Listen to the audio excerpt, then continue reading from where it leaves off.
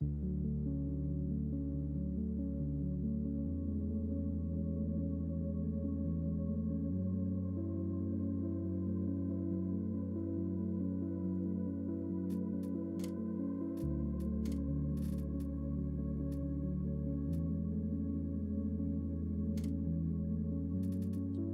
в воздухе.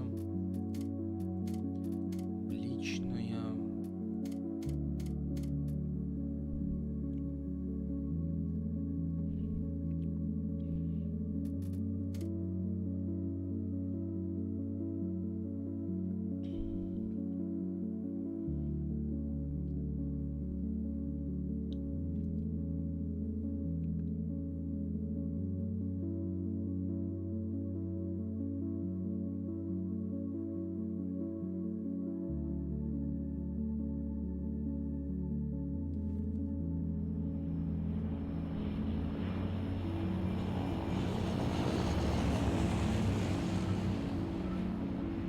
Я уж точно буду рад свалить отсюда. Идем в аэропорт. Стоит попытаться.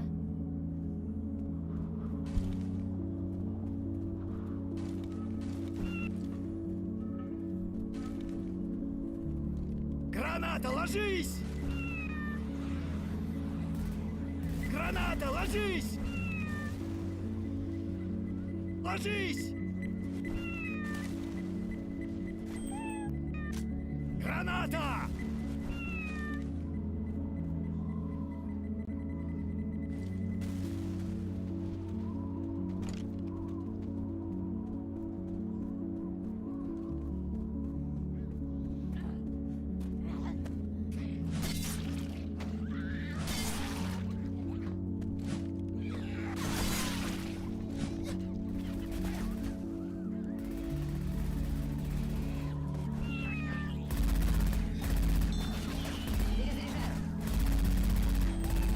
Перезаряжаю! Перезаряжаю!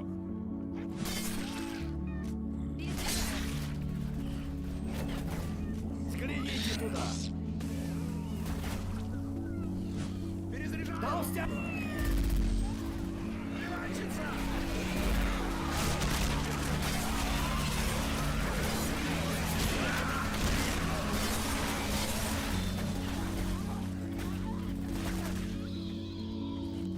Перезаряжаю! Перезаряжаю! Я перезаряжаю.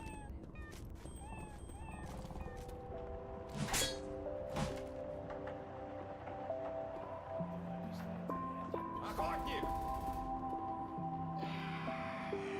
Охотник. Охотник!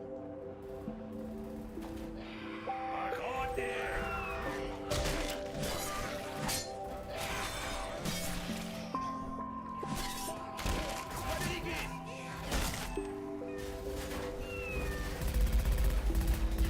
Перезаряжаю!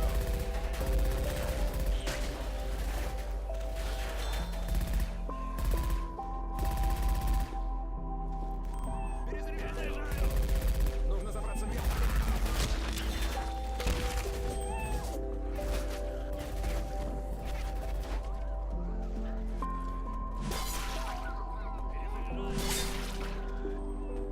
Громила!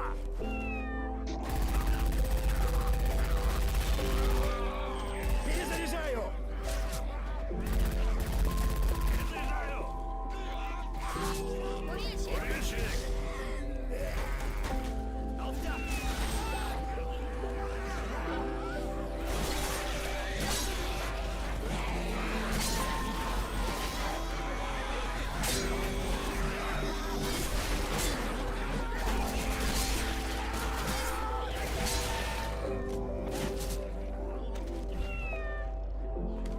Перезаряжаю!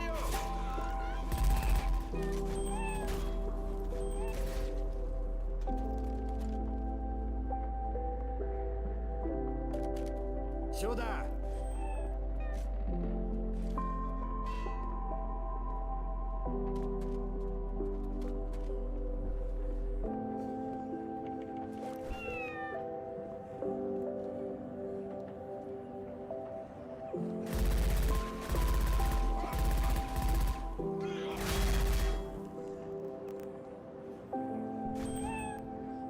Перезаряжаю.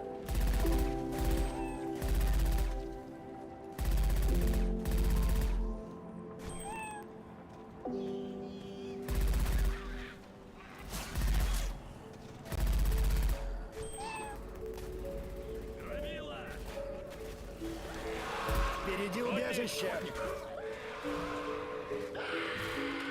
Уберите его!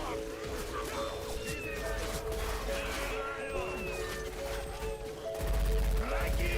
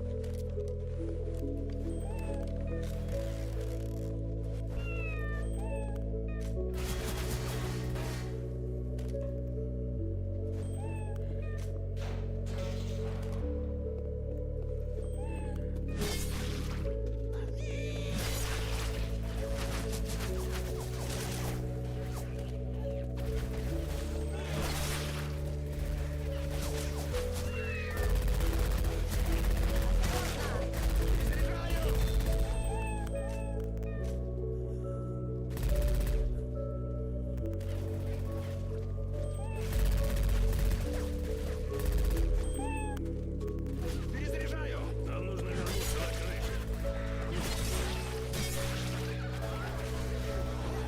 Вот таблетки!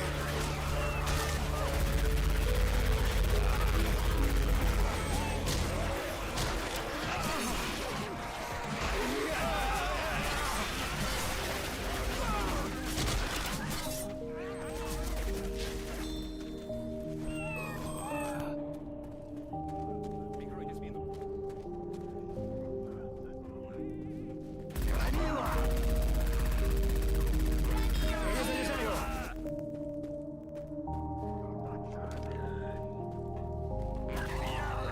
Отличный выстрел!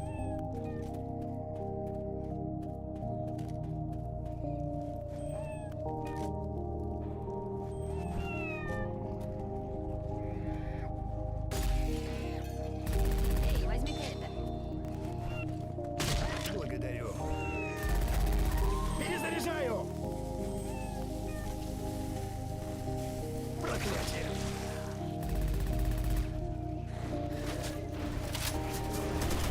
Ракет!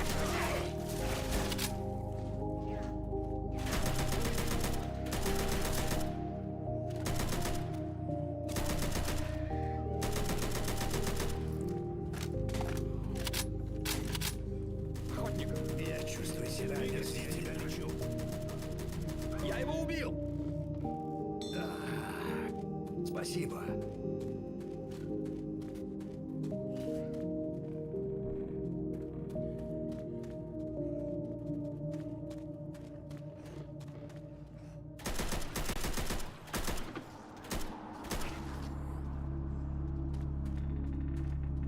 Беру снайперскую винтовку.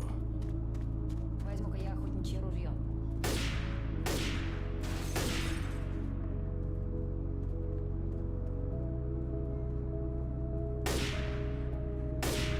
Ведьма! Черт! Перезаряжаю! Убрать свет.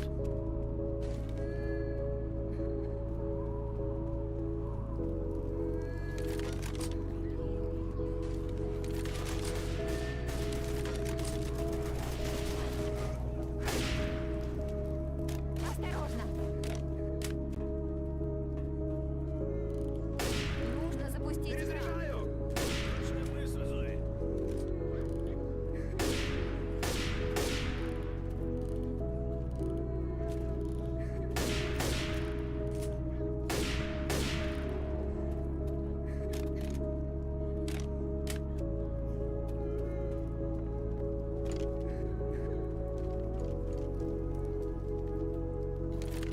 У меня дурное предчувствие. Враги!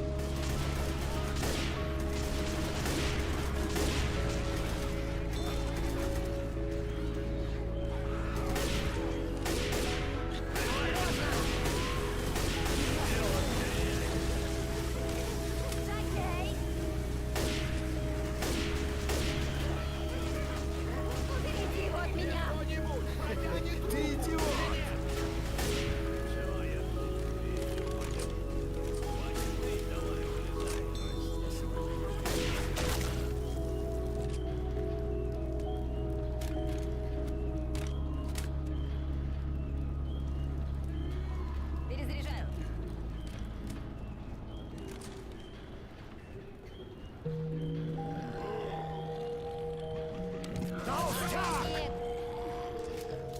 контейнер. Пошли, девчонки.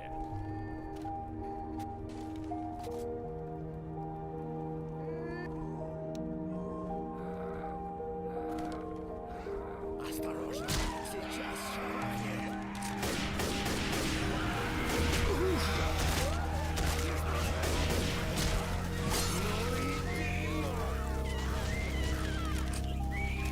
Ой, сейчас здесь будет настоящий ад.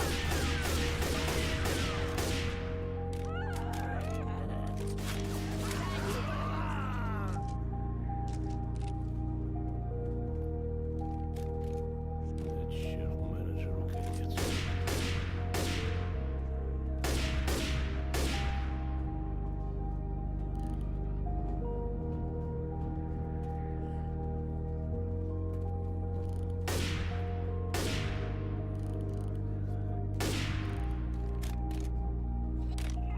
Громила!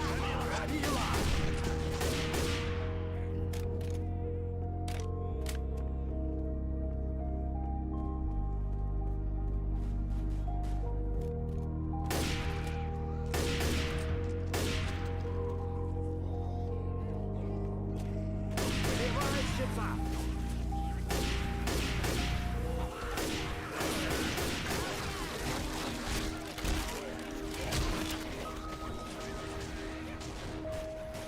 Перезаряжаю. Черт, меня ранило!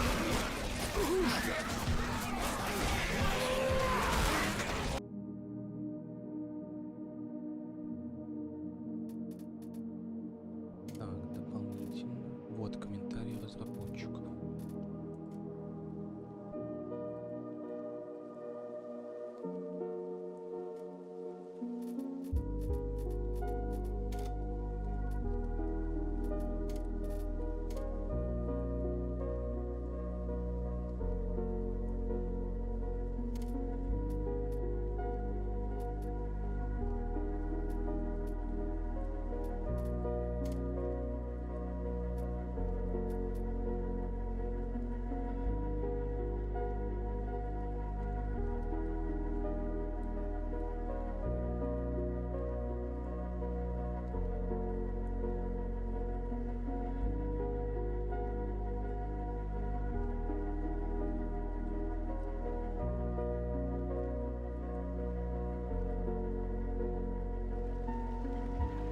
Нет, дальше я вас не повезу, но отсюда вы легко доберетесь до моста. Прощайте, друзья, и берегите себя. Будьте осторожны. Мы почти добрались, друзья. Да, видеть мост и добраться до него две разные вещи.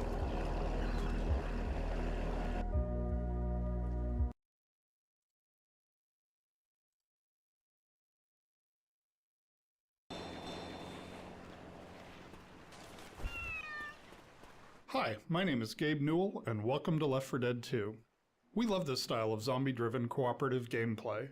Tom Leonard and the rest of the Left 4 Dead 2 team had a great time building on the design and game mechanics of the original, and we hope you have as much fun playing the game as we did making it. To listen to a commentary node, put your crosshair over the floating commentary symbol and press your use key. To stop a commentary node, put your crosshair over the rotating node and press the use key again. Some commentary nodes may take control of the game in order to show something to you. In these cases, simply press your use key again to stop the commentary. Please let me know what you think after you've had a chance to play Left 4 Dead 2. I can be reached at gaben@valvesoftware.com. I get about 10,000 emails each time we release a game, and while I can't respond to all of them, I do read all of them. Thanks and have fun.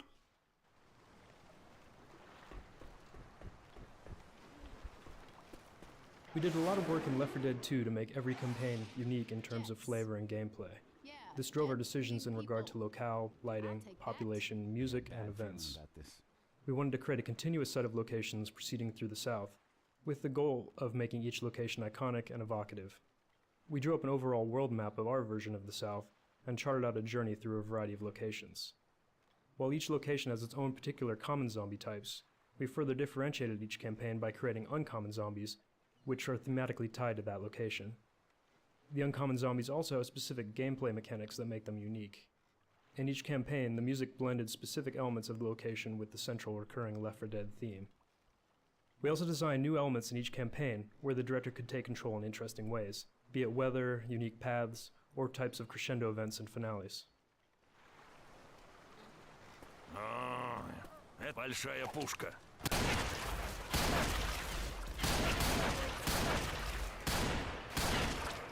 Перезаряжаю.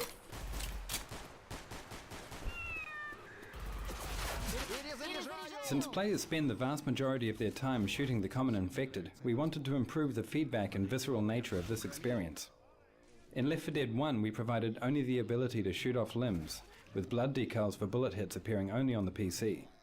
Now, in Left 4 Dead 2, there are 43 unique ways to damage an infected, from gunfire through melee weapons all the way up to explosive damage. Because many of these wounds are non-fatal, players are able to wound an infected more than once, resulting in about 780 possible damage combinations. To create the appearance of a wound, we project a texture modified by an ellipsoid that culls the pixels of the wounded area from the infected, creating a cavity for the wound to fit into. To avoid memory overhead, instead of creating wound variants for each of the infected, the wounds are spawned as separate objects that work for the entire horde. Our scripting system allows us to spawn specific wounds from specific weapon hits. For example, the sniper rifle headshot explodes the head, and the axe creates a slash across the meaty areas of the body.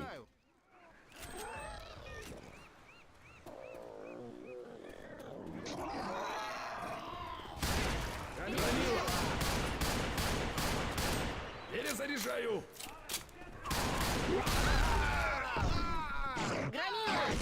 Осторожно! За мной должок.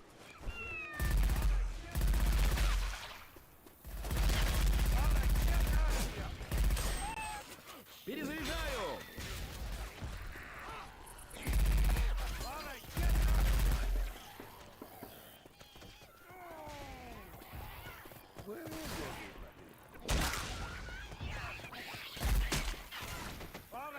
The body piles were generated by tossing self-colliding ragdolls into a level in-game, then exporting out the result. We were able to use a debugging tool to drag them into artistic piles. Content creation at its most enjoyable. Unfortunately, the process was so efficient that it took only about 2 hours. The body piles were generated by tossing self-colliding ragdolls into a level in-game, then exporting out the result. We were able to use a debugging tool to drag them into artistic piles.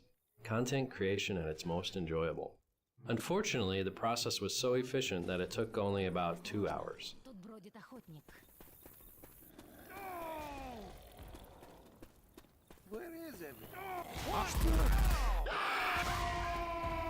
Я сейчас этого танка отделаю.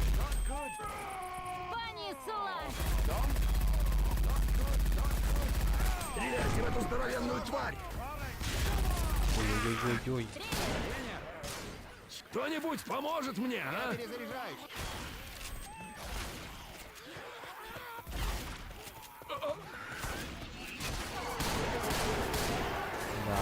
Вот они! Помогите!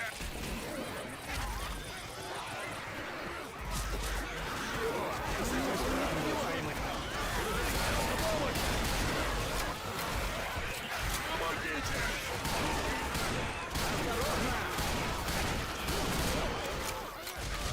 Помогите!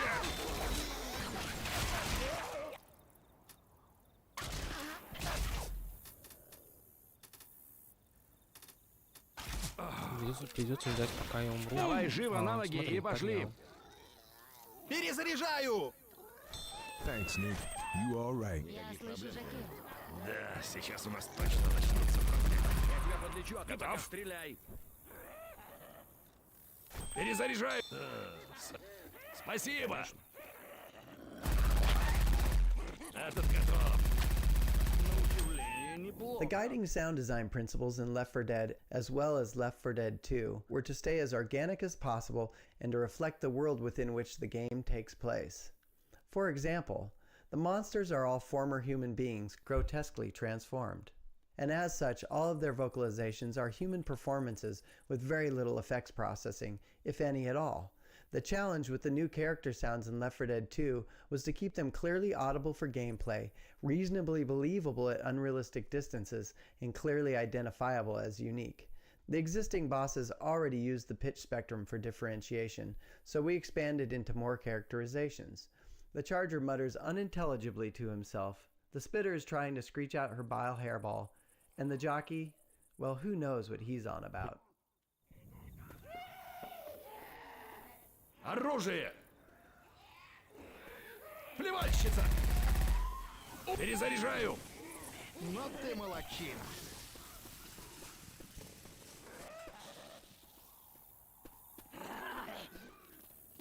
We wanted to improve the variation on the infected while keeping their memory footprint identical. The entire horde is never comprised of more than 5 head textures and 5 body textures. We use a luminosity lookup into a gradient texture for tinting variation, allowing us to not only get a hue variation, but also a luminosity variation. For example, we can make a black or white t-shirt out of the same texture map. The gradient is broken up into zones, so that we can tint areas of clothing and skin differently. The infected texture also includes 4 distinct masks for blood and detail, such as dirt or pond scum. We randomize both the gradients and the masks each time an infected is spawned. We also randomize the body and head meshes, resulting in nearly 20,000 available variations in a typical map, up more than tenfold from the original Left 4 Dead.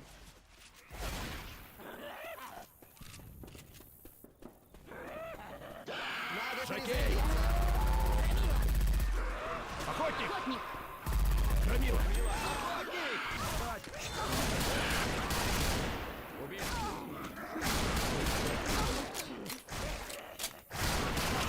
Перезаряжаю! Ну вы даете. Вот дьявол!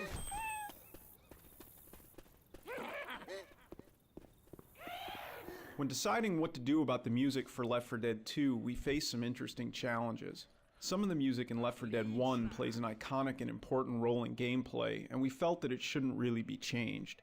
On the other hand, the game is set in the southern United States, which is rich with musical identity, so we also felt that adding some local flavor to each campaign would really help set the tone for that campaign. The solution to bridging the gap between the new local campaign music and the more traditional horror music from the first game was solved in several ways. First, we kept all the original themes from Left 4 Dead 1, but arranged them in a style consistent with the local campaign's theme. Second, we wrote an overarching set of cinematic Southern Goth pieces for the entire game. Finally, we wrote new pieces for the new characters in the style of Left 4 Dead 1. By doing all of this, we established that these are new characters in new places, but they're sharing the experience of everyone else in the Left 4 Dead universe.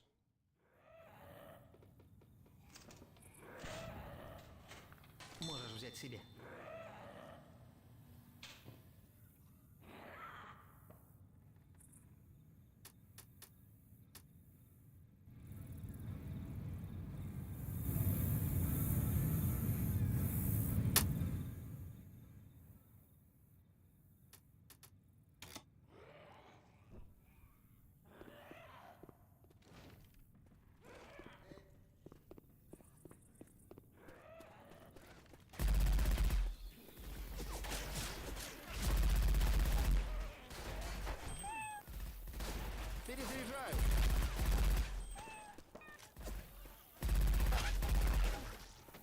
Перезаряжаю! Перезаряжаю! Перезаряжаю. Осторожно! Перезаряжаю! Перезаряжаю. The infected textures are part hand-painted, part photographic reference. One of our team members had a nightmare folder full of photographs of people suffering from bizarre diseases and injuries. They were so hard to look at that the infected actually contained none of these. Instead, the secret ingredients for infecting normal-looking human textures are photos of housing insulation and potato skins.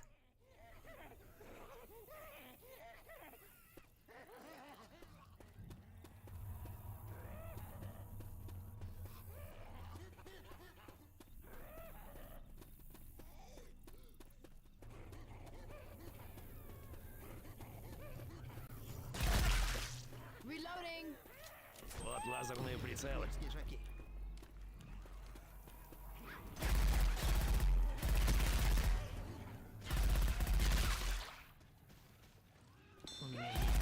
Перезаряжаю. Окей. Готово. Неплохо, неплохо, совсем неплохо. Перезаряжаю.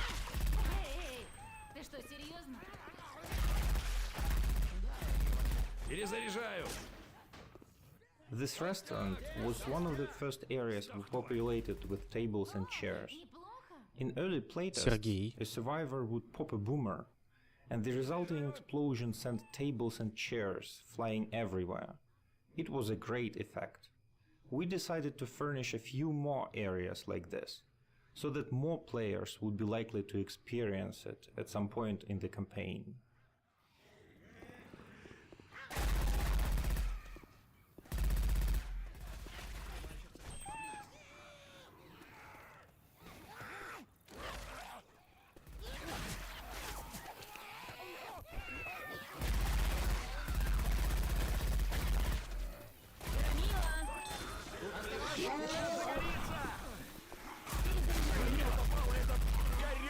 Зажимаю. Эй, прости. Эй, осторожно! The pipe bomb has always been a crowd pleaser, but in Left 4 Dead 1, we were forced to disable ragdolls and gibs and replace them with a blood mist due to performance issues. This time, with a new wound system, a new ragdoll solver and new particle effects, we finally returned to our original vision. The pipe bomb causes visually catastrophic damage to the infected horde, to the delight of gamers and designers alike.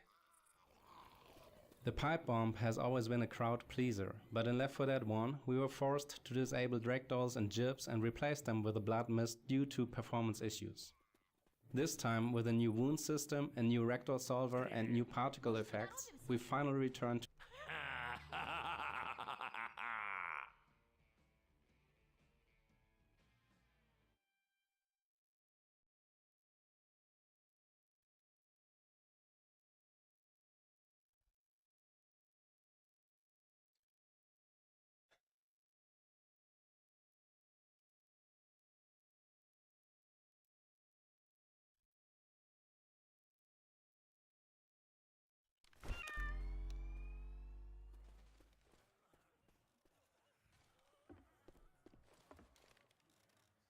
In Left 4 Dead 2, we wanted to give players who were looking for a narrative a little more. To do this, we introduced the 4 survivors to each other and the infection as we begin the game. This lets us see the world changing through their eyes, and the world is changing. Each new campaign shows a different stage in reaction to the infection. We start with Sita's naive, underwhelming response, and end with the military's cold but needed resolve to save only those they can. We also connect each campaign. So while you know you escape Whispering Oaks and Dark Carnival, you also know that it's just one escape of many on your journey to safety in New Orleans. Time does pass between campaigns, but each campaign starts with the previous rescue vehicle. We also continue to spread hints and clues to the infection. There is more story in the dialogue this time around, but players should still search for and read graffiti and notes in the world. Observant players of Left 4 Dead will notice some tie-ins to the story as both games are set in the same world. Дерьмо.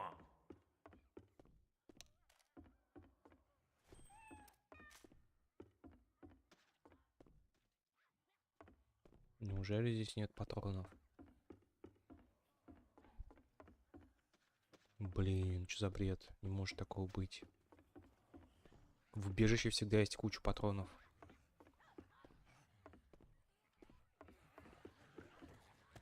Да. Отлично. Теперь я готов. Если я и пойду долиной смертной тени, не убоюсь зла. Перезаряжаю!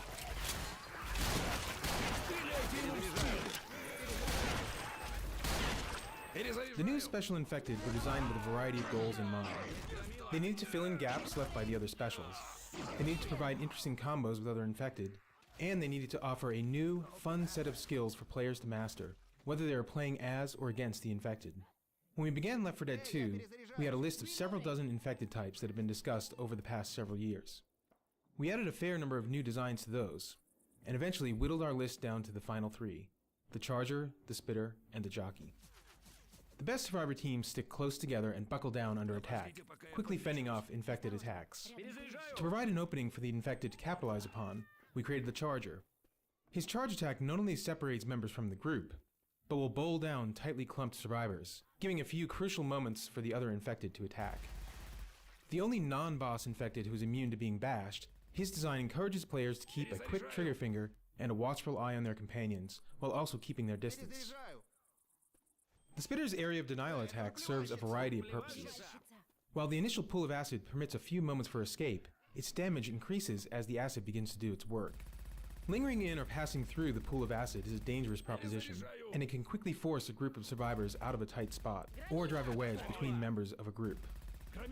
The Jockey is the one special that retains control after he's begun his incapacitating attack. He's also the only special that allows a survivor to maintain enough control to fight back.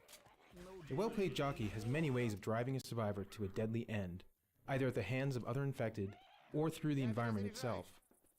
Just getting a survivor far enough out of the group for another special to prey upon is often the Jockey's greatest strength.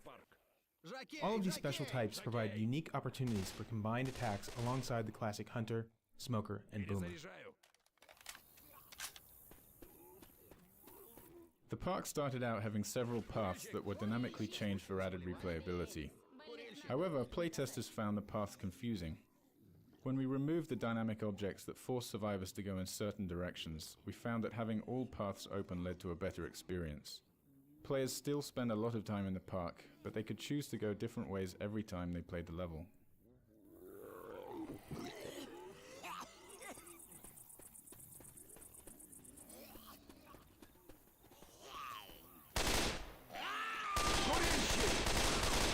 Я нажал ее. О, да, все идет. Нажимаю. Эй, классная работа.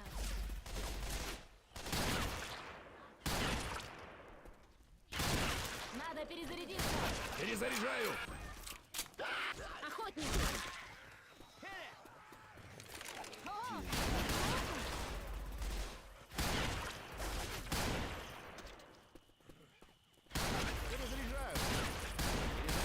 Перезаряжаю.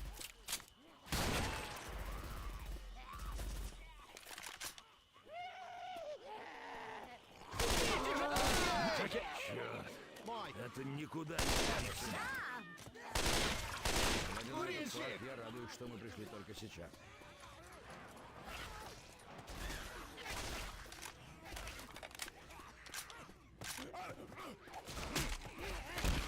Перезаряжаю.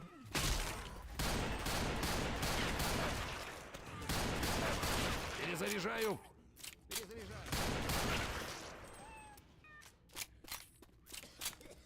О, я возьму винтовку. Курильщик. Перед. Круто, чувак. Пушки. Отлично. Перезаряжаю.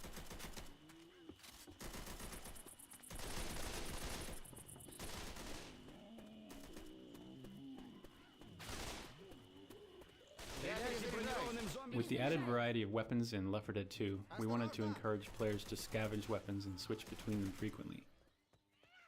We found that placing ammo piles scattered through the level fought against this goal, as players tended to find one gun they liked and then never switch, as long as they had practically endless ammo. We experimented with removing ammo piles from most of the environments, so that the only way to get more ammo was to find a new gun, and we immediately saw players switching weapon types more frequently. We also experimented with giving players deployable ammo packs, similar to the upgrade packs such as the incendiary and explosive ammo that are in the game today. Carrying an ammo pack was perceived as being less valuable than carrying a health kit though, and many players bypassed the item, counting on finding another gun along the way. We found it was important, however, to continue to place ammo piles in the finale areas, to give players a home base to fight from in the longer set-piece battles.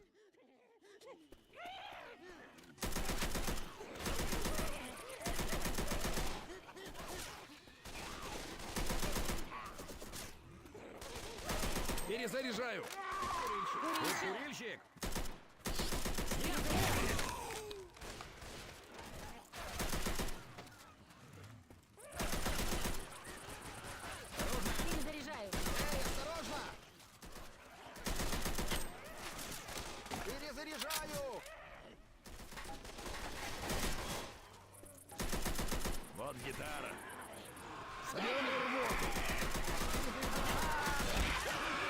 Перезаряжаю!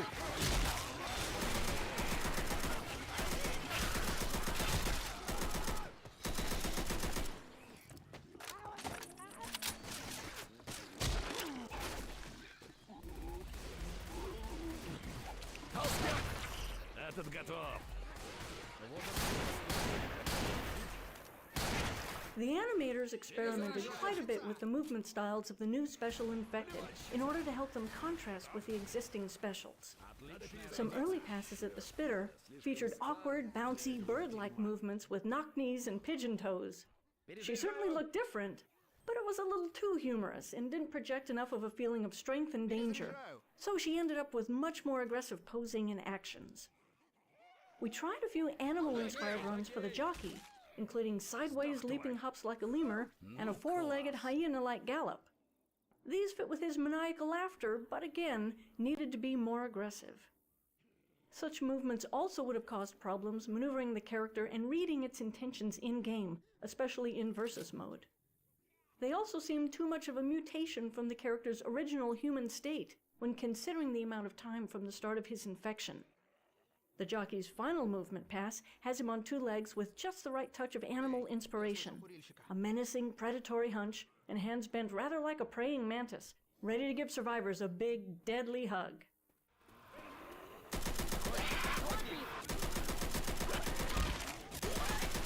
Перебац в яблочко!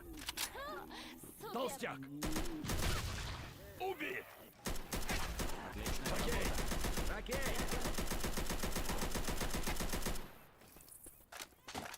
Перезаряжаю!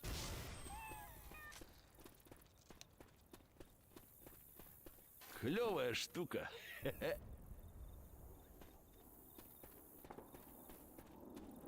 Бросаю бомбу! Anybody see an on-ramp? In Left 4 Dead 1, long narrow hallways. In Left 4 Dead 1. Не появляются субтитры-то. In Left 4 Dead 1, long narrow hallways usually meant relative safety for survivors.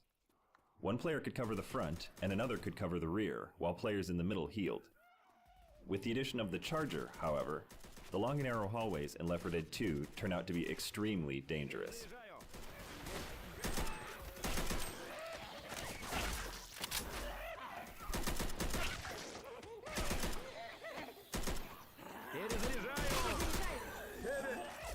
The two overpasses in this area continue throughout the rest of the campaign, and eventually meet up with the bridge that the survivors must cross to escape. When we initially designed the campaign, we planned for these overpasses to guide players to their eventual goal.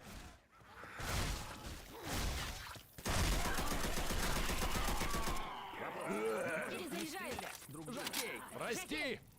Перезаряжаю. Готов. Осторожно! Я возьму таблетки. Здесь стошнило толстяка.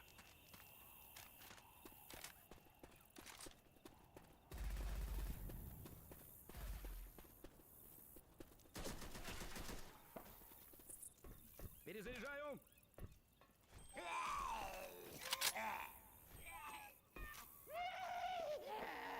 Надо перезарядиться.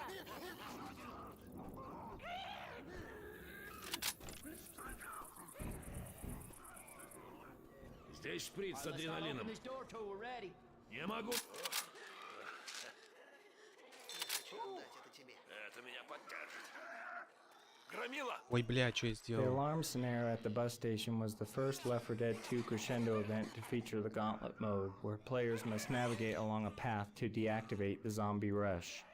This proved to be a successful approach to countering the camping strategy of finding an optimal corner and holding out.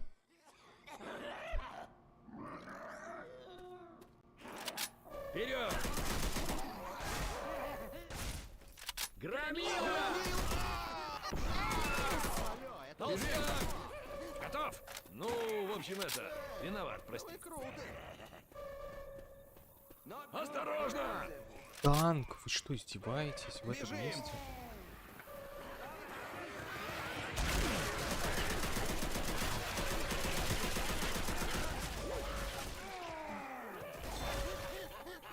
Перезаряжаю! Шевелитесь! Тут кто-то из этих тварей, что прыгают сзади на спину. Жокей! Бегите к сирене!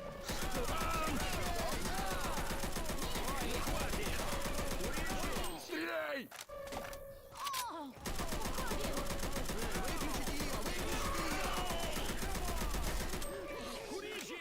Мне нужна помощь! Курильщик! Откуда они появляются?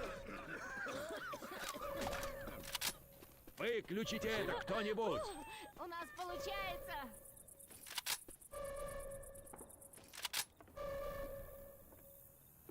На какое-то время. Готов? Наконец-то не орет. Бомба! Left 4 Dead 1 had a good, fictionally justifiable cast of guns, the M16 being a standard police and military weapon, for example. In Left 4 Dead 2, we had the opportunity to do something a bit less generic and use some more interesting guns, while still being aware that we had to justify their place in the game. The desert rifle, for example, is used to suggest that the military had rerouted guns meant for the Middle East back to deal with the domestic crisis, hence the desert camouflage scheme on the gun. The ever-popular AK-47, which is actually part AK-74, is so plentiful that it's easy to justify its appearance almost anywhere, whereas the silenced SMG is more of an underground, criminal-looking weapon, so it's interesting to think how this has found its way into the survivors' hands.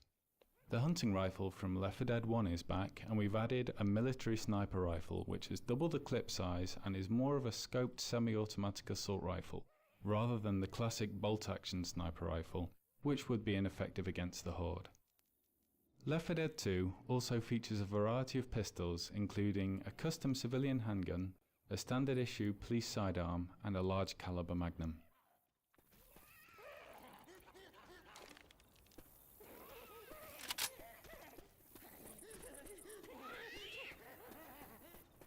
Я слышу громилу, так что поаккуратнее там.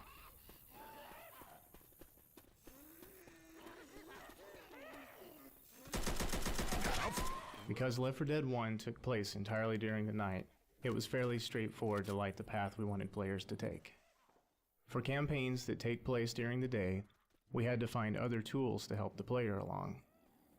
The most valuable tools were visible landmarks, such as gas station signs, overpasses, the bridge, and smoke from wrecked aircraft.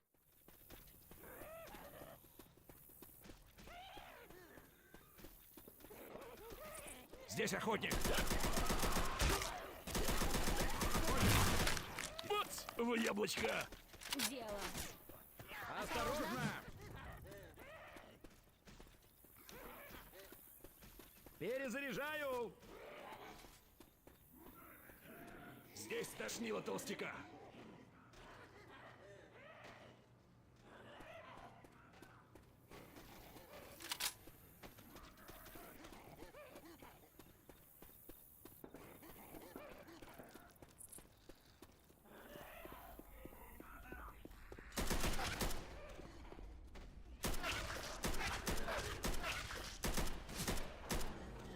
Пушки!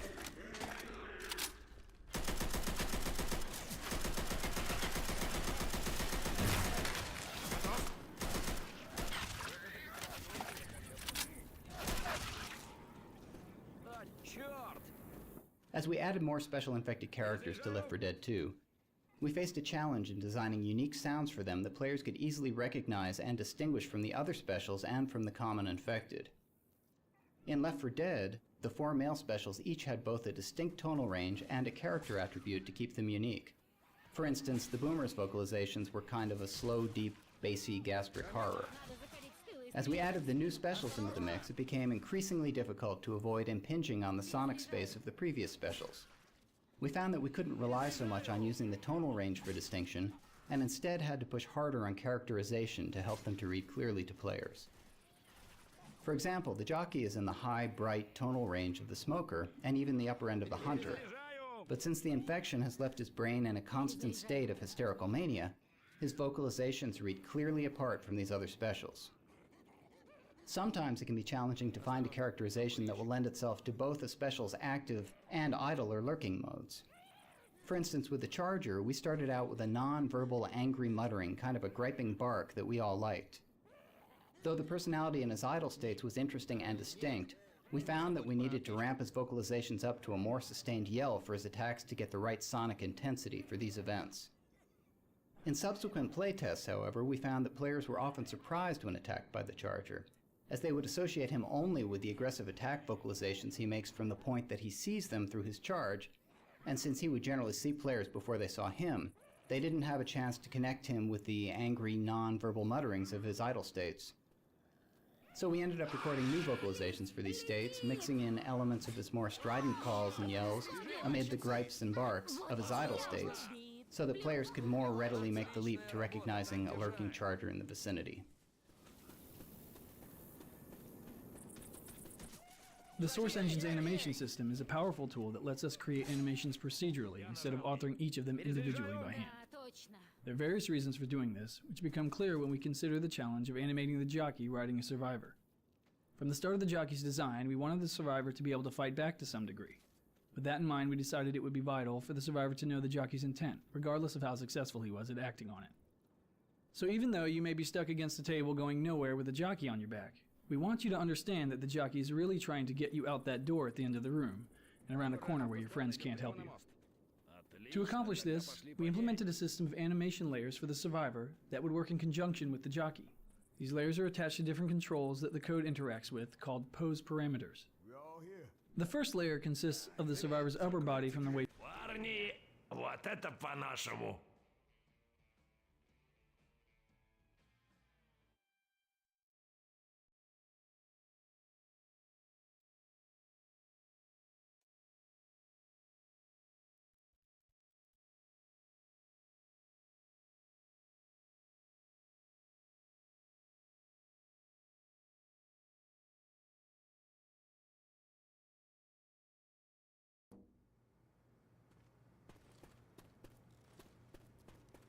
Здесь нет ни одного зомби. No, Ellis. They've been shot. Люди стреляют в людей? Неправильно это как-то. Что-то тут не так. Up until Left 4 Dead 2, all playtests conducted at Valve required an observer from the team to sit behind each tester and observe them directly. For Left 4 Dead 2, we developed a system where a single observer could view each playtester's screen in parallel with webcams that captured the playtester's reaction. We recorded every playtest so we could go back and reference specific moments at will. This meant that most of the team could continue working during the playtest, which often takes several hours out of every day.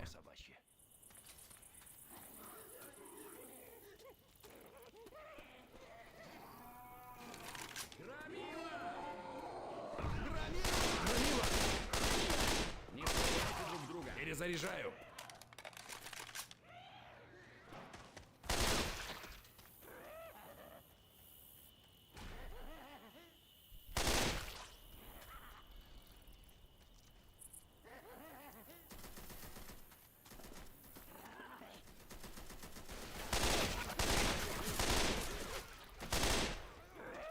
Перезаряжаю.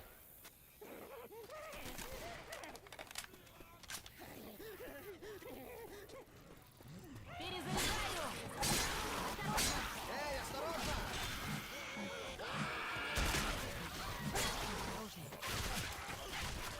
Черт, ну и боль.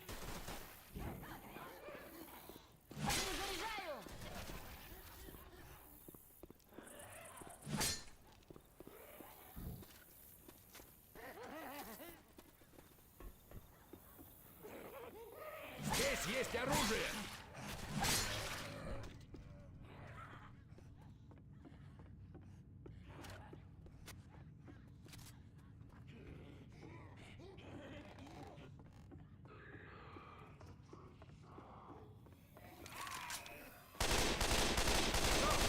Ты это делаешь? Громила! Перезаряжаю!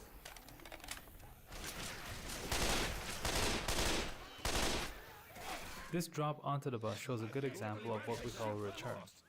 If a survivor walks on top of the bus, he has a height advantage against the infected. However, a smoker can pull him down off the bus so that he has to go around and up the stairs to get back with the rest of the team. Осторожно! Лучше не стреляйте в ту машину.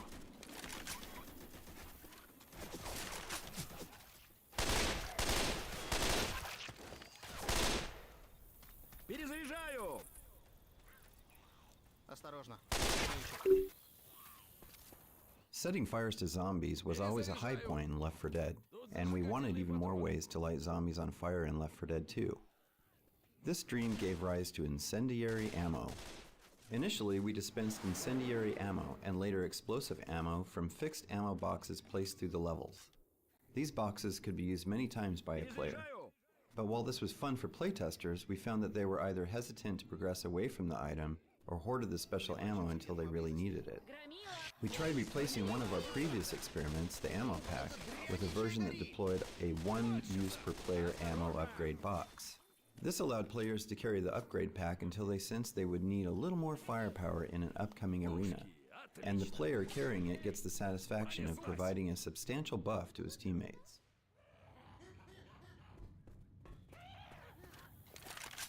Перезаряжаю! Лестница!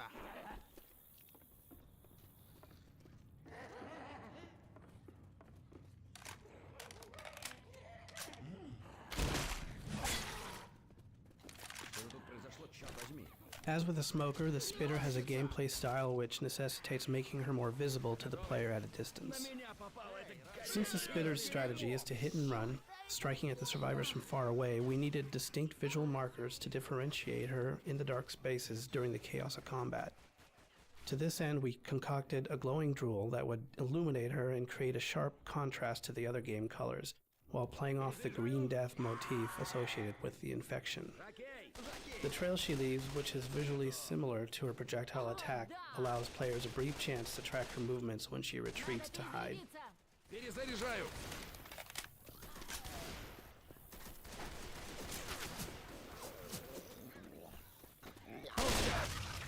Hit it! Перезаряжаю!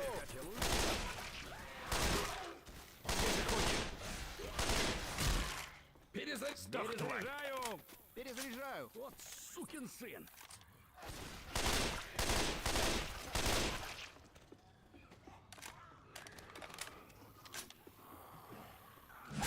Я перезаряжаюсь! Громила! Громила! Громила!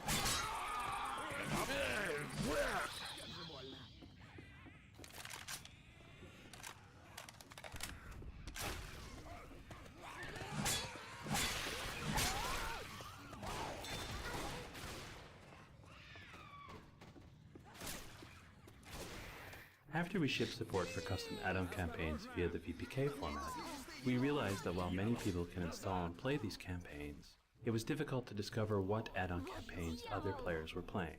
We also noticed that few players were joining games of different difficulties since it wasn't clear how many other games were available for each setting. To solve this, we implemented a browser that shows nearby lobbies.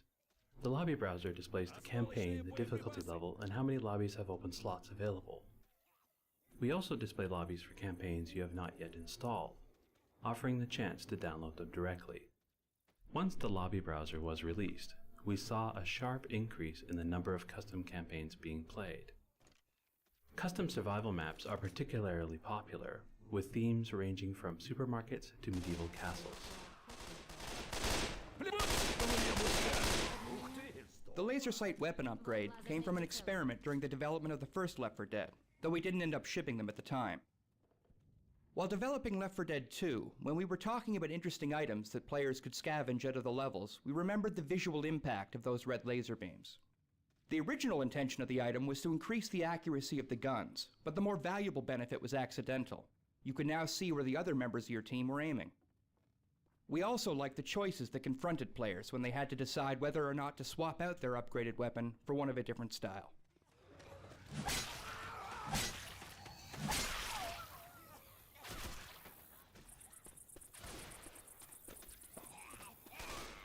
Перезаряжаю! Курильщик! Курильщик! Курильщик! Я рассказывал, как мой друг Кит провалил свалился в открытый люк. Он там провалялся в отключке не меньше недели.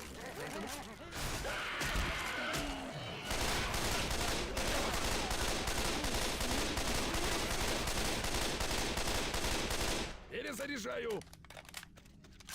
Перезаряжаю. Вот оружие! Ник, ты выбрал не самый лучший день, чтобы надеть белый костюм. Ну ты молодчина. Перезаряжаю. Перезаряжаю. Везде что за... Готовьтесь. Молодо! Бежим! Бежим!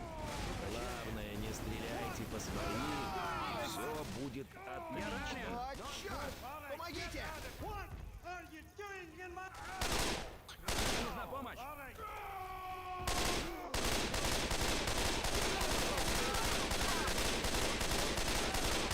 Эй, сюда!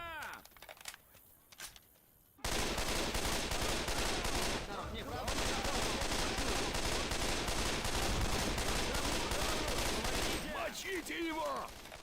Перезаряжаю. Where you're aiming. Парам-парам, мы это сделали. Парам-парам. Ну и отделали они тебя, ничего не скажешь. Ладно, я поставлю тебя. Перезаряжаю. Спасибо. Мы же товарищи.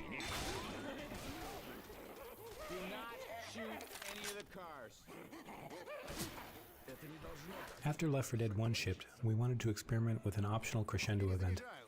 The impound lot is the final version of that experiment. It's difficult for a survivor team to navigate through without setting off a single car alarm, and if they manage it, the experience of carefully sneaking through an obstacle course full of traps is itself quite rewarding. Дьявол, осторожно! Вы чувствуете вонь? Перезаряжаю!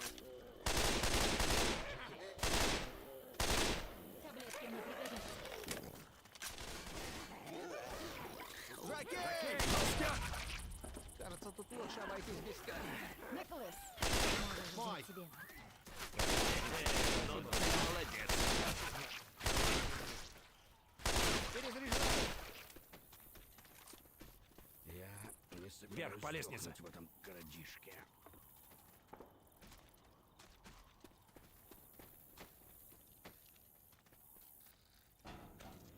We did it, people. We on the bridge. We're almost out of this place. Since managing health with a first aid kit is such a large part of the player's decision process, finding a new item for the backpack slot proved to be difficult. We wanted the new item to be as valuable as a health kit in certain situations and have a big benefit for the team, as opposed to being merely another offensive weapon. It needed to have a user interface similar to the health kit, requiring a target and an action that takes some time to perform. We also liked the idea of an item that would act like a get-out-of-jail-free card, an insurance policy in case of a tank or witch attack. Our exaggerated version of a hospital defibrillator immediately conveyed the purpose of the item. Plus, it gives the survivors a chance to yell, "Clear!" Потерпи чуть-чуть. Будет немного больно. Ну вот. Спасибо. Мы квиты. Я забрал таблетки. Да хватит уже дергаться. Сейчас вылечу. Это за мной должно. Все в порядке.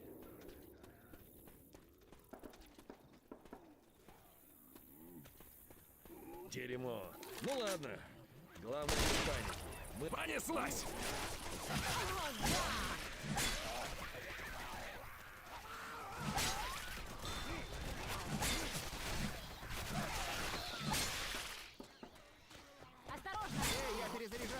Something that was always sad for us to watch in Left 4 Dead was that players would always choose an optimized path through a level once they played the map a couple times. That meant the hard work we put into other areas of the map would never be seen. So one thing we wanted to add in Left 4 Dead 2 was the ability for the AI director to change the path of the survivors through a level, so they had to take a different path each time. The cemetery contains one example of this new approach. There are 4 different paths that the AI director can create for the survivors. It does this by spawning in and out particular crypts and gates.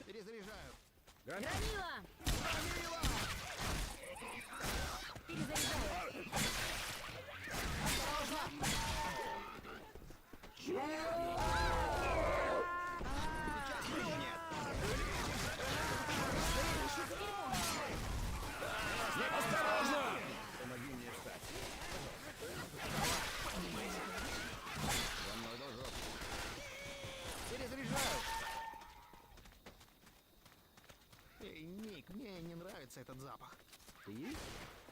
Вот мачете. Перезаряжаю. Это может нам When we began development on Left 4 Dead 2, we decided early on to cast a totally new band of survivors in the lead roles.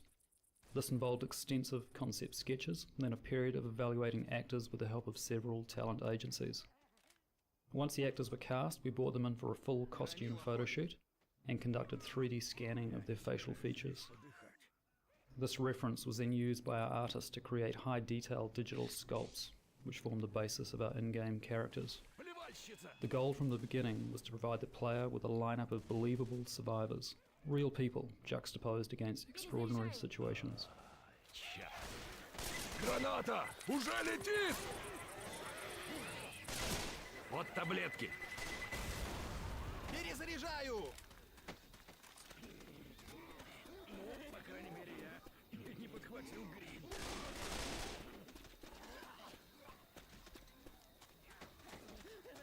Перезаряжаю! Кажется, это взрывающий. Я перезаряжаюсь. Готов.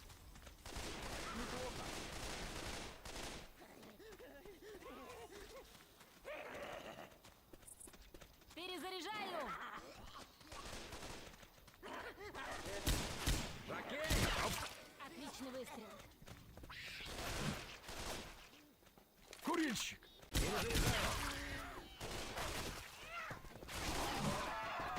Громила. Осторожно. Готов. Дерьмо. На какое-то время этого хватит.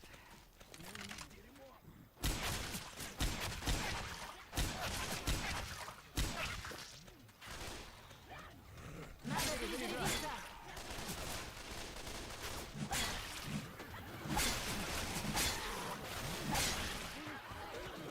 Сзади!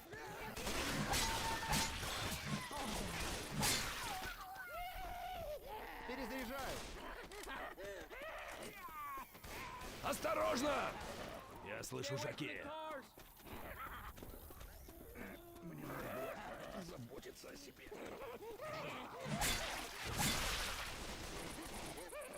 Жокей! Жокей, Жокей. жокей.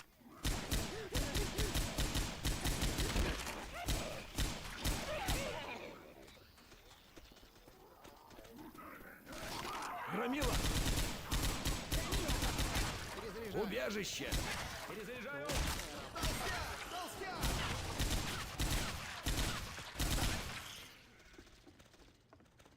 Перезаряжаю! И о чем я думал, когда сюда Наконец-то приперся? убежище. Эй, давайте все живо внутрь. Я горжусь вами, друзья.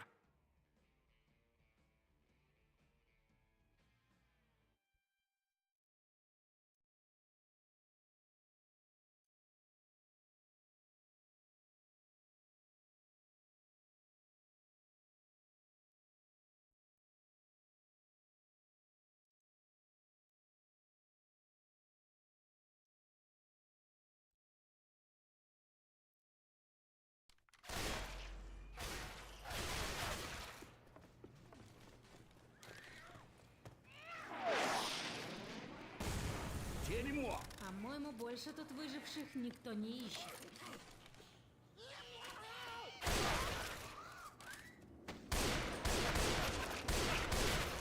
Приятель Кит однажды пошел на класс. Силу воли испытывал или чего, и он двигаться дальше. The writers originally devised a biography for a convict character. There was an idea that here in the lawless world of the infected, this escaped convict, sick of wearing prison clothes, had taken the effort to loot a very expensive white suit from an abandoned clothing store. He might as well survive the apocalypse in style. This concept gradually evolved into the Riverboat Gambler.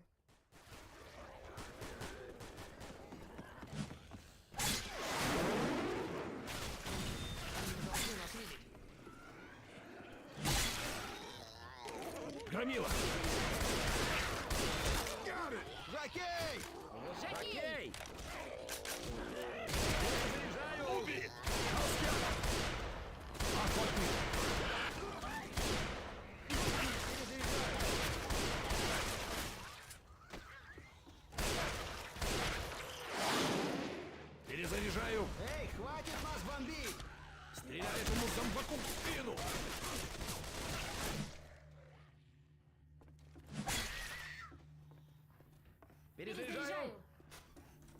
This balcony was designed as a fish in a barrel moment, where the survivors can come out to the street and pick off a bunch of the wandering infected without being in much danger. We felt it was a good introduction to our interpretation of Bourbon Street, giving a nice atmospheric vista without too much immediate threat. Перезаряжаю! Черт, еле-еле!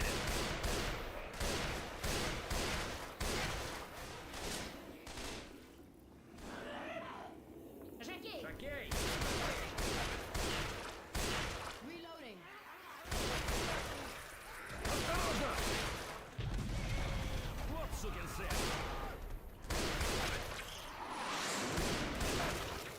Перезаряжаю! Курильщик!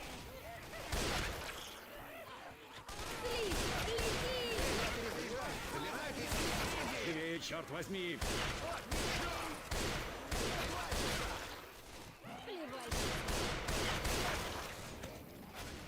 Перезаряжаю!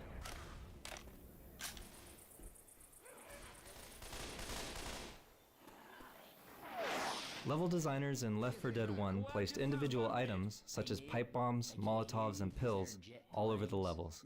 The AI director had the ability to pick which instance of each item to spawn. This meant that pills would never spawn in the same place as a pipe bomb or Molotov. In Left 4 Dead 2, we decided that we wanted more variety in item spawning, so we now simply place an entity called a weapon item spawn. The AI director not only chooses whether or not an item will spawn in a given location, it also chooses what type of item will appear.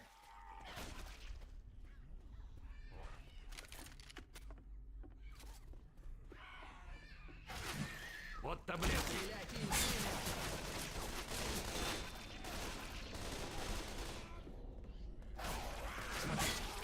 We deliberately sought to design iconic French Quarter locales that would be fun to fight in.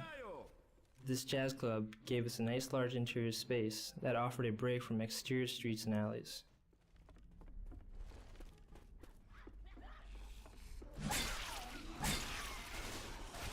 One of the challenges with melee weapons is getting them to feel right and look decent. In order to get the fire axe to look right when playing the game, it had to cross the screen within 3 or 4 frames. To enhance visibility, we swapped between the normal axe and a smeared version, along with a particle effect to cheat a motion blur. The smeared axe hits at the correct time, but allows your eyes to follow the action.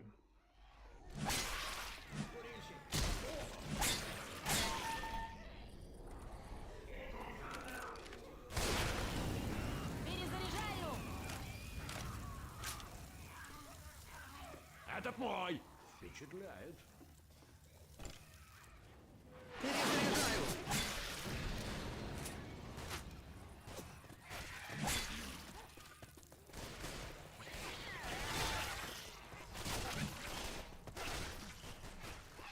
Because sound is such a crucial gameplay element in Left 4 Dead, the designers needed temporary sounds to test out ideas for the new boss infected.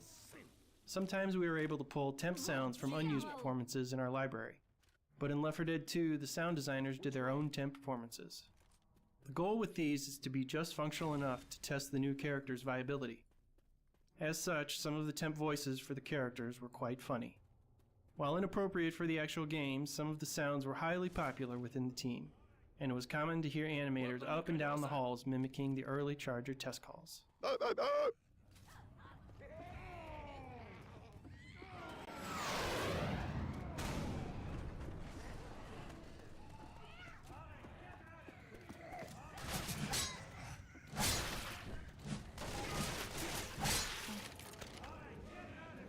Перезаряжаю! Перезаряжаю! Понеслась! Эй, да ты не промах! Бросаю самодельную бомбу! Left 4 Dead 2's level designers started out by experimenting with variants on the proven designs of Left 4 Dead 1. For example, we tried out several situations where there was a benefit to splitting up the group. We soon found that Left 4 Dead 1 had done such a good job of training people to stick together, it was incredibly difficult to get them to separate. We abandoned that experiment, but retained some of the elements to apply during crescendo events.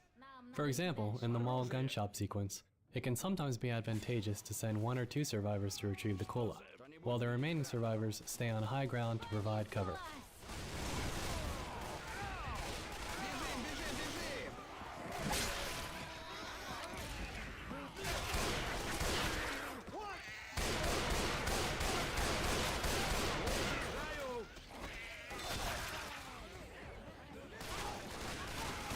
Здорово, паштет.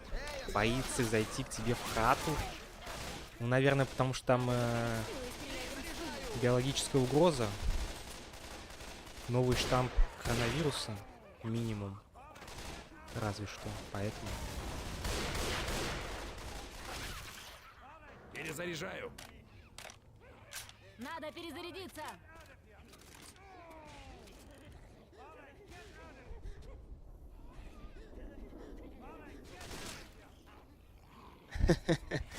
Нашел корпус, в котором будет 2 компа. Перезаряжаю. Зачем? Можно просто 2 корпуса друг на друга поставить.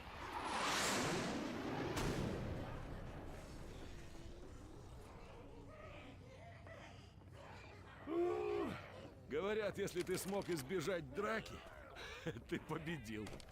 Я, блядь, из твоей хаты выйду танком мутировавшим. Я слышу громила. Зачем по 2 раза ходить просто? Я нажал ее. Когда буду покупать, тогда и схожу к тебе.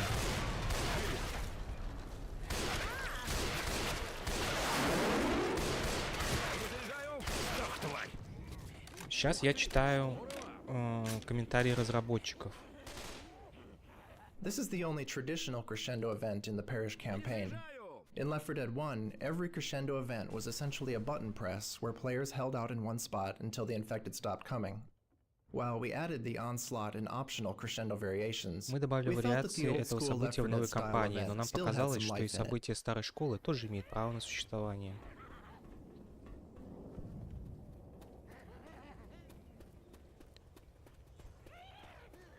Когда мы создавали Новый Орлеан, то посмотрели большое количество фотографий, сделанных на карнавале Мадри Гра.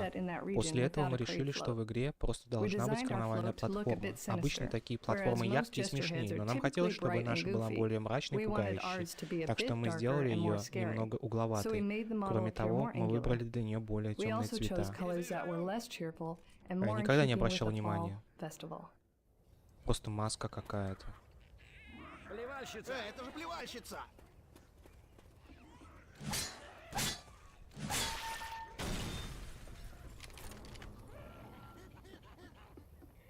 Так, а что мне нажать? А, мне нужно вниз же спуститься.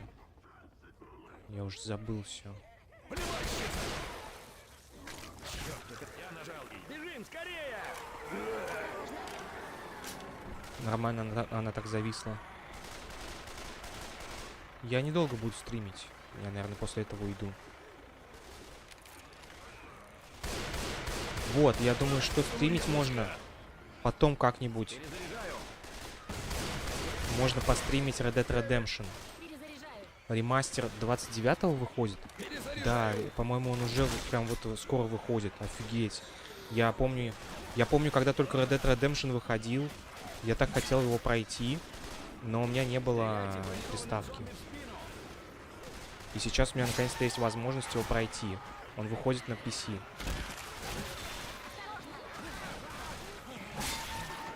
Скоро они и GTA 4, получается, выпустят ремастер. Давно пора. GTA 4 тогда я тоже пройду.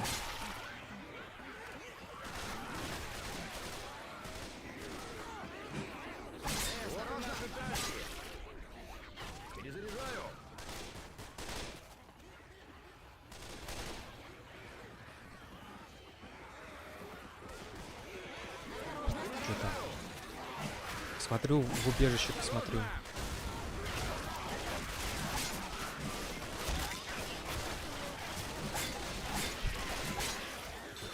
перезарядиться.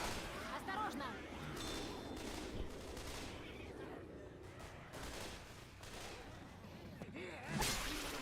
Надо перезарядиться. Здесь охотник. Готов.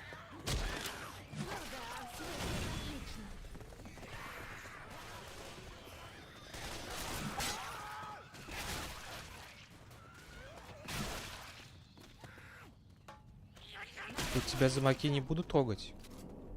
Ну да, но я же ради комментариев. Я комментарии читаю просто разработчиков, как они делали игру. Компания Valve уже много лет поддерживает сообщество разработчиков-любителей. Обычно пользователи создают модификации игры и игровые карты, но в случае с Left 4 Dead нашей задачей было помочь им в создании целых кампаний. Для этого мы выпустили целый комплект для создания кампаний. Мы также публиковали целый ряд документов, посвященных дизайну игры Left 4 Dead. Кроме того, мы изменили нашу систему подбора игроков, чтобы игроки могли больше узнать о кампаниях, созданных пользователями. Мы выпустили набор программных средств для разработки, и пользователи немедленно создали несколько больших кампаний для игры. Уже через несколько недель после выхода набора средств для разработки нам пришлось выпустить обновление, которое позволило компилировать огромные кампании объемом более половины гигабайтов. Охотник!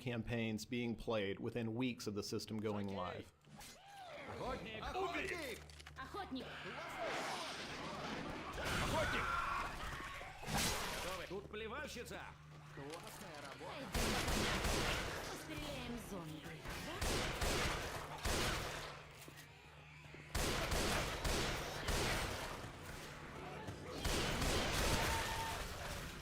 Ты же говорил, что сегодня у тебя дела какие-то. Или наоборот, ты будешь спать там. Учитывая реализм, игроки рассчитывают на то, что в новой игре зомби и выжившие будут двигаться естественно. Однако анимированное движение вручную — это очень сложный процесс, отнимающий много времени, и ошибки, допущенные в его ходе, сразу становятся заметны. Так как мы не хотим, чтобы все зомби двигались одинаково, следовательно, нам нужно создать много разнообразных движений. Все эти ограничения заставили нас обратиться к технологии захвата движения. Процесс захвата движения начинается с создания персонажа. После того, как мы выяснили, как должны выглядеть выжившие зараженные и как они должны себя вести, мы приступаем к отбору актеров. Мы ищем актеров подходящего телосложения, которые могут передать характер персонажа движений. 100-килограммовый школьный тренер движется совсем не так, как 50-килограммовая телеведущая. Следовательно, эти роли должны играть разные актеры. Зомби ситуация другая. Мы считаем их чем-то вроде животных, поэтому их играет один актер, вне зависимости от их пола. После этого мы предоставляем студии изображения персонажа, список его движений и необходимый реквизит. Как только актеры отобраны, мы с ними проводим день в студии, записывая движения, которые должны быть в игре. Это очень напряженный день, и поэтому нам нужно тщательно чередовать простые и сложные действия, чтобы актеры не выдохлись уже после пары часов работы. Попробуйте как-нибудь пройти 10 метров, склонившись и присев, как это делают выжившие, и вы поймете, что это нелегко, но это всего лишь одно из нескольких сотен движений, которые мы записываем для каждого персонажа. Во время сессии мы наблюдаем за актерами в реальном времени и помогаем им создать тот образ, который нам необходим. В некоторых случаях мы записываем несколько дублей, чтобы у нас были разные варианты одного и того же движения. Запись идет одновременно и на цифру, и на пленку. После этого работники студии обрабатывают запись, и мы отбираем нужные нам движения. Например, в одном дубле актер может бежать 3 секунды, но возможно, что мы возьмем только полсекунды этого дубля и закольцуем этот фрагмент. Мы редактируем эти записи вручную, а затем компилируем их с моделями персонажей, которые вы видите в игре. Реальное движение человека состоит из множества деталей и нюансов. И мы немедленно замечаем любые неточности в отображении движений, даже если не можем выразить это словами. Без технологий захвата движений персонажи игры Left 4 Dead были бы совсем не такими реалистичными и интересными.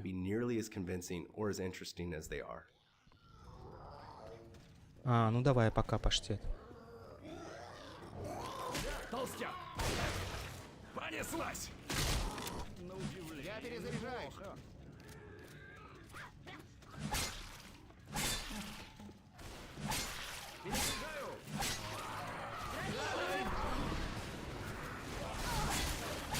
Громила!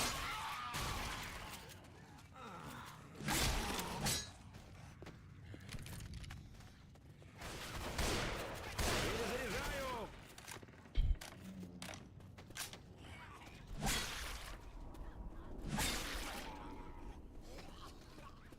Пушки! Отлично!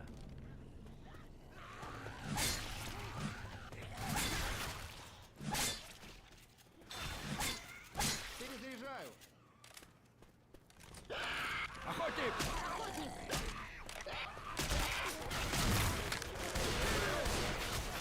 Эй, классная работа! After we shipped Left 4 Dead, we heard a lot of positive responses about the infected that were unique to their locales. There were patients in the hospital, cops in the streets, and TSA agents in the airport. We wanted to add further variety to Left 4 Dead 2's campaigns, so we decided to include an uncommon common infected for each campaign. The first to be added was the Sita guy. Once we got him in the game, we realized that his uniqueness should not merely be visual, but should extend to gameplay as well. In the case of the Sita guy, his hazmat suit suggested that he should be impervious to fire. We extended this notion when we added the Mudman, the Clown, the Construction Worker, and the Riot Cop.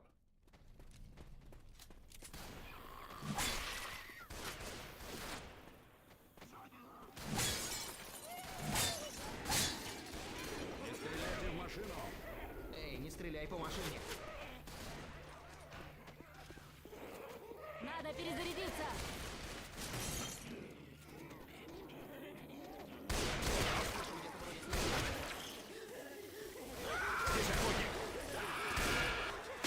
Охотник!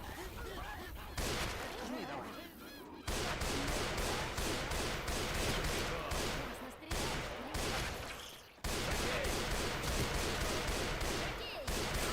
Жокей! Ничего себе! Стреляйте ему в спину! Reloading. In Left 4 Dead, our designers could place alarmed cars in levels. When shot, these cars would flash and make noise, attracting the infected horde. Unfortunately, the alarmed cars would be located in the same position on every playthrough, taking away from the desired unpredictability. In Left 4 Dead 2, designers can now place groups of alarmed cars and let the AI director mix and match which cars have active alarms, if any. For example, in the section of the game that you've just played, there are 3 such cars whose alarm state the director can control dynamically, making this area less predictable from game to game. Уже почти готово! Готово! Ой, зря я альтабнулся.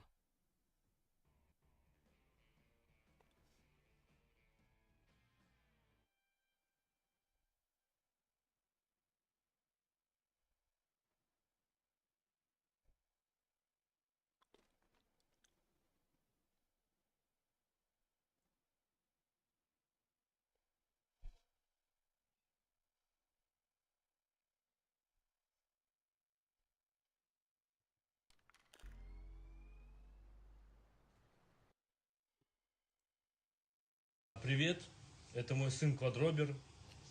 Он ест кошачью еду, срет в лоток. Еще он немножко стеснительный, но я его люблю.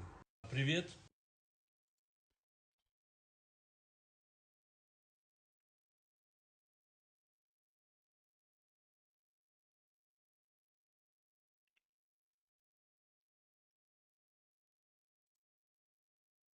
Ты сын паштета.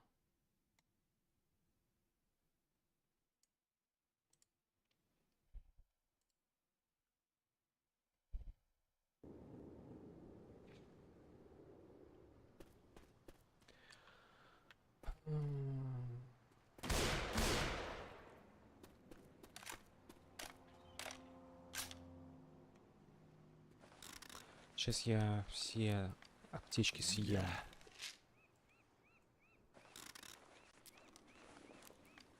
Фу, вот теперь другое дело. Я не могу даже использовать на 99.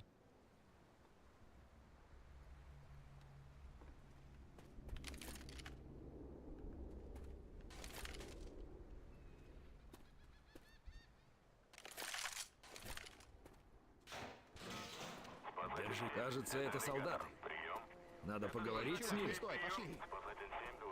This finale felt risky at first, since it involved the players just moving in a straight line almost the entire time. We wondered whether the experience would feel rich and varied enough. However, given the fiction and fantasy of the space, we found players were constantly making small movement decisions that kept them interested and immersed, and our concerns about monotony fell away. In addition, while we originally designed it to require constantly moving forward, we found that different players have different comfort levels for moving and shooting. Some players just can't do both at the same time. So we tuned the director to adapt to different play styles, adjusting the pacing so that different players would still have a good sense of progress and be able to reach the end. Game assets are more likely to make it through production if they serve the game on multiple levels. Take this bridge ramp for example. Movement-wise, it acts as the starting gate. Audio-wise, it acts as a starting gun. Visually, it blocks and breaks up a potentially uninteresting view. Fictionally, the seizing malfunction and resulting loud bang make it clear that the players have attracted every infected on the bridge. Stop, y'all!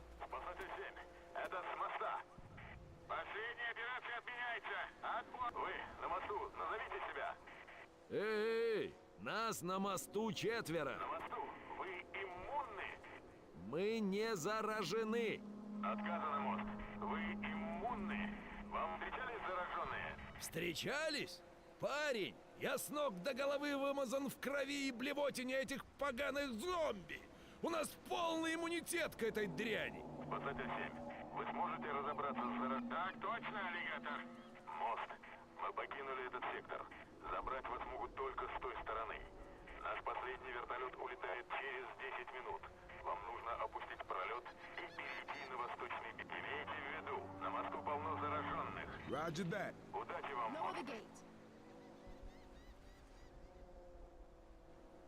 Как только он опустится, сразу бежим.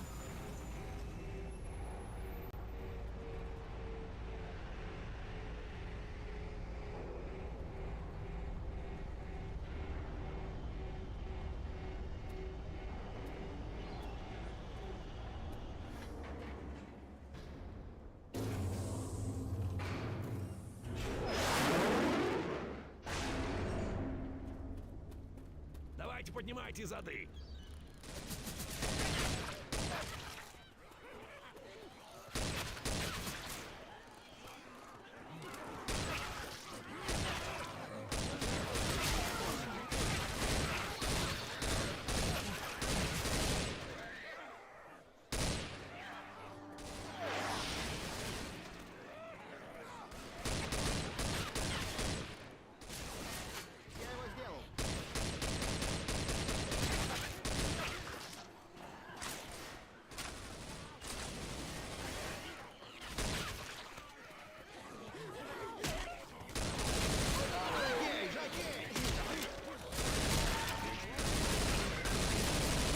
One of our most important tools for creating and evaluating environments was what we called the Left for Dictionary.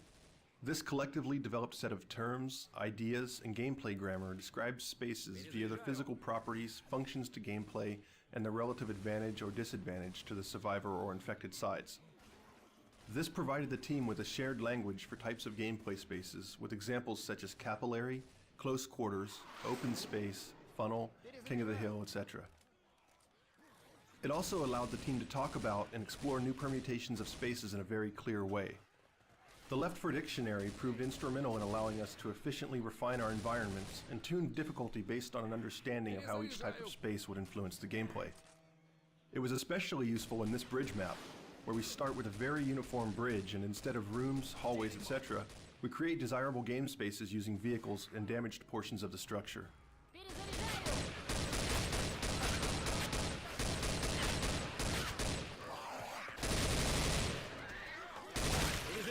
Надо перезарядиться.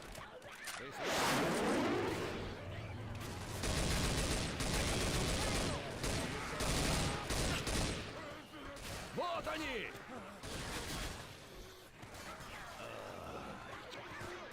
Граната, ложись! Перезаряжаю!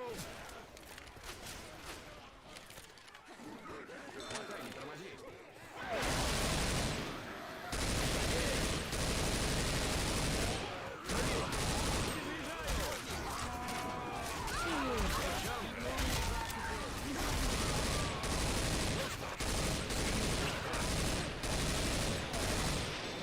Most of the region where Left 4 Dead 2 is set is quite flat. There are few hills or changes in elevation, but maps without any elevation change can be monotonous both visually and in terms of gameplay. That's why this double-decker bridge was not only a visually strong set piece, it added the much-needed element of verticality to the campaign.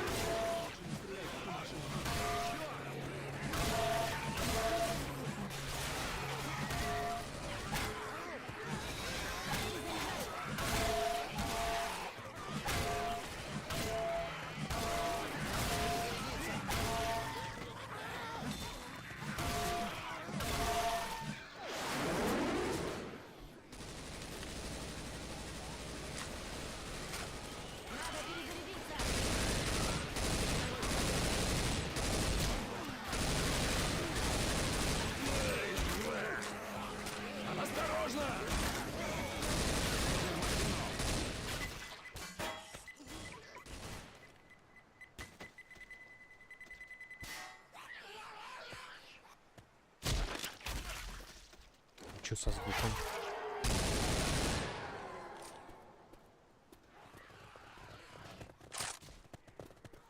Очень странно, что случилось.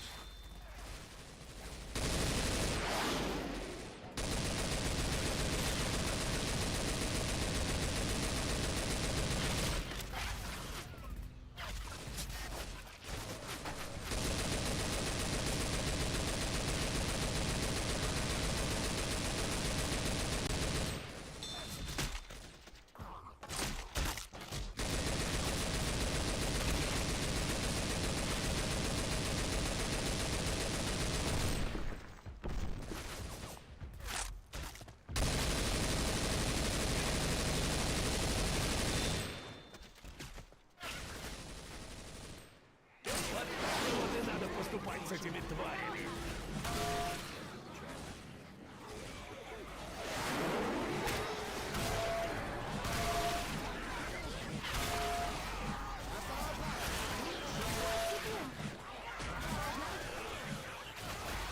The grenade launcher came about purely out of our desire to see more explosions and more zombies killed by explosion. The grenade launcher came about purely out of our desire to see more explosions and more zombies killed by explosions. We found that something interesting happened when we gave one of the 4 survivors a grenade launcher. They became more vulnerable to close-up attacks, and their teammates adjusted their strategy accordingly. A pattern emerged where one player would lob grenades from afar at approaching mobs, and the other players would clear off the stragglers when they got too close.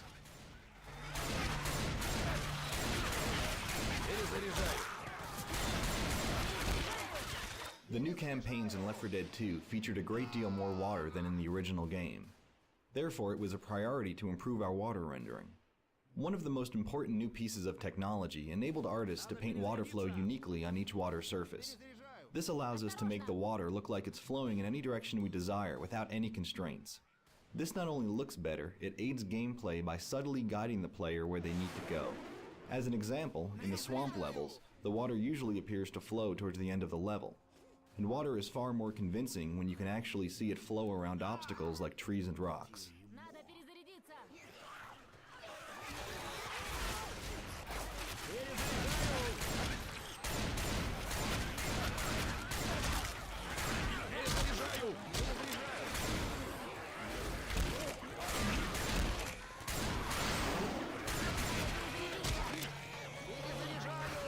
Traditionally, players were connecting to our multiplayer games by selecting a server with available player slots from a very big list.